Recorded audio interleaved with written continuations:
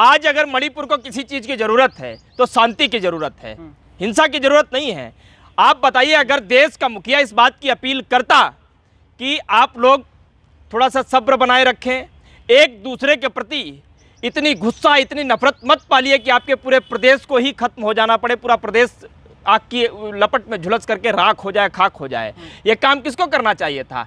लेकिन जब आज राहुल गांधी वहाँ पर करने के लिए पहुँचे और उन्होंने अपील की है, मुझे लगता है कि 1 घंटे पहले ANI पर वो वीडियो वायरल है।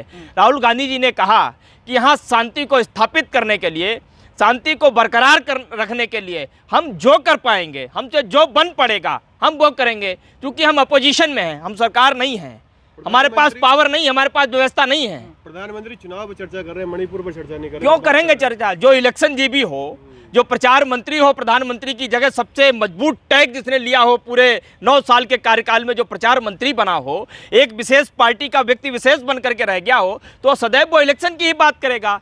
जहां से उसका फायदा होगा, जहां से उसको वोट मिलेंगे, वो उसी की बात करेगा। क्यों मणिपुर की बात करेगा? और आप देखिए, ये मोटे मोटे तौर पर, चूंकि मैं एक एक्टिविस्ट भी हूँ, एक पार्टी का लीडर भी हूँ, उस जिस तौर पर मैं इसको देखता हूँ, ये पटकथा है 2024 के चुनाव की। बीजेपी के चरित्र में ऐसे तमाम किस्से मौजूद हैं। आप देखिए, उठाकर जो 2002 से चुनाव को लेकर के, और खासकर जब मैं बीजेपी की बात करता हूँ तो प्रधानमंत्री नरेंद्र मोदी के नेतृत्व वाली बीजेपी, गुजरात से लेकर प्रधानमंत्री की कुर्सी तक आने के पीछे, हर चुनाव के पीछे एक न एक पटकथा लिखी गई, जिसमें कहीं किसान मरे हैं, कहीं नौजवान मरे हैं, कोई दंगे हुए हैं, कुछ ना कुछ तो जरूर हुआ है। और मणिपुर भी जब आज इस तरीके से आग की लपटों में लगातार झुलस रहा है, दूधू करके जल रहा है, उस समय देश का कोई भी प्रधानमंत्री हो, कितना भी गिरा हुआ प्रधानमंत्री हो, कितना भी असंवेदनहीन प्रधानमंत्री हो, लेकिन अपने देश को छोड़ करके कभी वो बाहर नहीं जाएगा, अपने लोगों के बीच रहेगा। और तब तक तो कम से कम रहेगा जब तक वहां शांति स्थापित नहीं हो जाती। लेकिन एक तरफ मणिपुर जल रहा है, दूसरी तरफ फ्लाइट पर बैठकर प्रधानमंत्री यहां से बाहर के लिए उड़ रहे हैं। तो ये दो रूप प्रधानमंत्री के, जो आज तक जनता से छुपे हुए थे,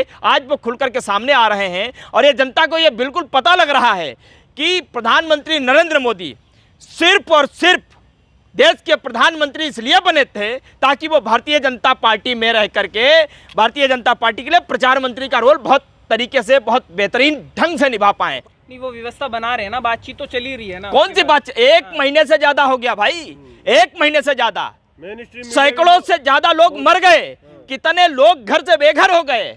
आप देखिए, राहुल गांधी जिनसे मिल रहे हैं, आप देखिए पर्दों के बीच में लोग बैठे हुए हैं। मेन स्ट्रीम मीडिया भी नहीं दिखा रही ढंग से। अरे मेन स्ट्रीम मीडिया का तो चरित्र ही दोहन, उसका चरित्र दोहन हो गया। वो तो इस सरकार की गोदी में बैठ करके गोदी मीडिया हो गई। तमाम एंकर उनके चरणों में, उनके जूती को चाटते चाटते, जूती को साफ करते करते चरण चुम्बक एंकर बन गए। और जिनका जमीर इस हद तक बिक गया, और जिन्होंने आवाज उठाते उठाते उठाते उठाते सारी पराकाष्ठाएं पड़ गई, तो लोगों ने बीजेपी के चरणों में अलग से काम करना शुरू कर दिया। आपने देखा होगा, आप देखिए, अलग से काम करना शुरू कर दिया। तो तमाम वो लोग जिनको इस देश की आवाज को उठाना चाहिए था, देश में मणिपुर के लिए शांति की अपील करनी चाहिए थी, लेकिन नहीं की। आज वो प्रधानमंत्री कहाँ गए हैं ये दिखा रहे हैं, क्या खाया है ये दिखा रहे हैं, कहाँ उठे ये दिखा रहे हैं, कब पानी पिया ये दिखा रहे हैं, कब सोए ये दिखा रहे हैं, कब जाग रहे हैं ये दिखा रहे हैं। लेकिन मणिपुर उनको नहीं दिखाई दे रहा। ठीक उसी तरीके से जैसे किसान उनको नहीं दिखे थे, जैसे पहलवान उनको नहीं दिखे थे, जैसे नौजवान उनको नहीं दिखे थे, जैसे पत्रकार उनको, तमाम छोटे तबके के लोग जो पत्रकार अपनी जान जोखिम में डाल करके भाई कवर करते हैं, वो दिखाई नहीं देते। सिर्फ उनको वो दिखाई देता है जो प्रधानमंत्री के लिए अच्छा हो, प्रधानमंत्री के लिए बेस्ट हो। हर वो झूठ भी उनको सच दिखाई देता है जो प्रधानमंत्री के लिए अच्छा हो। बताइए क्यों रोक रहे हो आप? राहुल गांधी कोई गुनाह करने गए हैं क्या वहाँ? राहुल गांधी को जनता के बीच नहीं जाना चाहिए क्या? टीआरपी चाहिए अब उन्हें। अच्छा, तो प्रधानमंत्री जब अभी कुछ समय पहले गए थे, प्रधानमंत्री जहां जाते हैं टीआरपी के लिए जाते हैं। देश में, जिस देश में लोकतंत्र होता है, उस लोकतंत्र में चाहे कोई अपोजिशन का नेता हो या फिर कोई समाज सेवी हो, उसका काम क्या होता है? बताइए क्या काम होता है उसका? जनमानस के लिए काम होता है। तो वही तो राहुल गांधी करने के लिए गए हैं। और आप सब मीडिया बंधु हो, पत्रकार बंधु हो, आप सब पत्रकार बंधु हो, अपने अपने मीडिया चैलेंज को लेकर के मणिपुर को कवर करने के लिए गए हो या जाते हो, तो क्या आप अपनी मीडिया की टीआरपी बढ़ाने के लिए जाते हो? आप सब्सक्राइबर बढ़ाने के लिए जाते हो? व्यूअरशिप आपकी बढ़ जाए इसलिए जाते हो आप?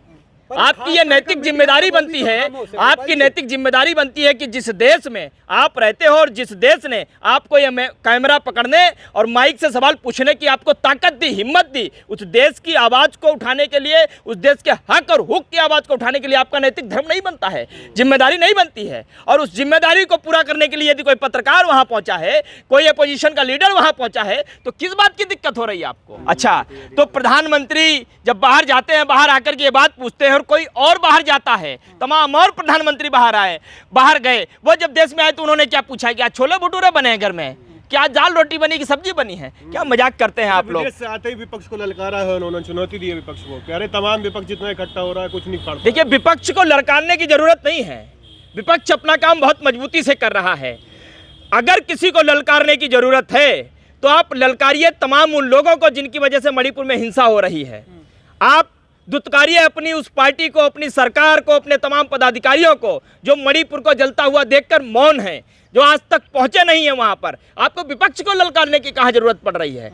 अरे विपक्ष का नेता जिसकी सांसदें भी आपने छीन ली, जिसका पद भी आपने छीन लिया, जिसका घर भी आपने छीन लिया, बावजूद एक अपोजिशन की भूमिका को निभाने के लिए, अपोजिशन के धर्म को निभाने के लिए, देश के लोकतंत्र में अपोजिशन क्या होता है इस बात का सबूत देने के लिए वो मणिपुर गया, लोगों से मिल रहा है, लोगों से बातें कर रहा है, लोगों को शांति की अपील कर रहा है, मोहब्बत का पैगाम दे रहा है और लोगों को ये भी समझा रहा है कि मोहब्बत ही एक ऐसी वो चीज़ है जो तुम्हारे प्रदेश को बचा सकती है, हमारे देश को बचा सकती है। आप उसे भी रोकने का काम कर रहे हैं। और जब राहुल गांधी को वहाँ रोका जा रहा है, वहाँ की जनता को आप देख ही लीजिए, तमाम मीडिया चैनल्स ने जाकर के अलग अलग तरीके से लोगों की रिपोर्टिंग की है, हर लोग यही बात कह रहे हैं, क्यों आने के लिए रोक रहे हो भाई? आप खुद नहीं आना चाहते, किसी को भेजना नहीं चाहते, हमारी मदद नहीं करना चाहते, मणिपुर को जलता हुआ देखकर आप देश के बाहर चले जाते हो। अगर कोई आता है मणिपुर में हमारे लोगों के बीच शांति स्थापित करने के लिए, हम लोगों को बचाने के लिए, हमको सहानुभूति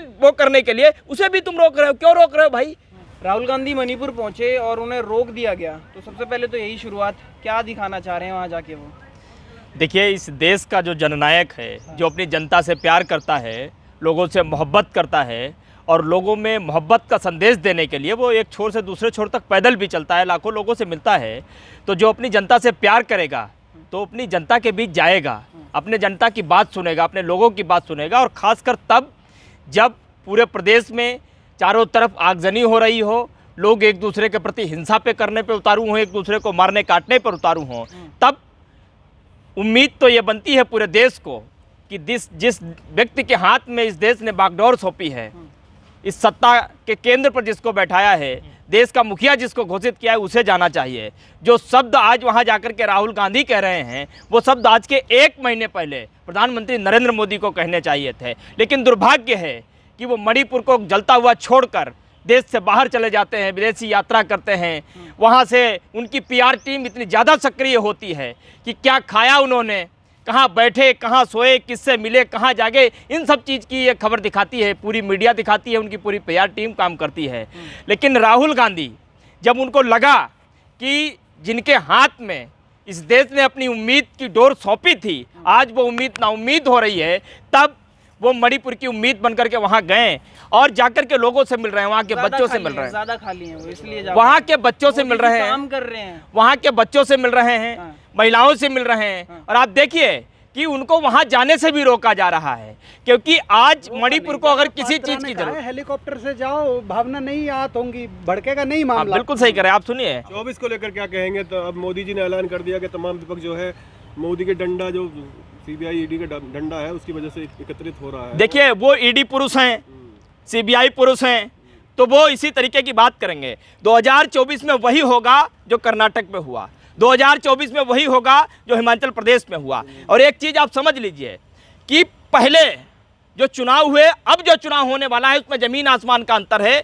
2024 का चुनाव लोकतंत्र को बचाने का चुनाव है, 2024 का चुनाव संविधान को बचाने का चुनाव है, 2024 का चुनाव इस देश की जनता की आवाज़ उठती रहे, कानून तरीके से काम करता रहे, उसके हक और हुक की आवाज़ को दबाया नहीं जाए, इसलिए ये चुनाव देश का चुनाव है, देश की आत्मा को बचाने का चुनाव है। और 2024 में इसमें कोई दो राय नहीं है, 2024 में राहुल गांधी के सामने नरेंद्र मोदी दूर दूर तक कहीं दिखाई नहीं दे रहे हैं। उसका उदाहरण सबसे बड़ा मैं आपको देता हूं फैक्ट के साथ। न्यूज़ 24 देश का बहुत बड़ा चैनल है, उसने एक सर्वे किया था जिसमें गृह मंत्री अमित शाह ने एक सवाल पूछा था कि 2024 में प्रधानमंत्री कौन होना चाहिए, राहुल गांधी या नरेंद्र मोदी। 62% देश की जनता ने राहुल गांधी को वोट दिया था और इतना प्रेशर न्यूज़ 24 पर था कि उसको अपने ट्वीट को डिलीट करना पड़ा 3 दिन के बाद में। आप सब ने देखा।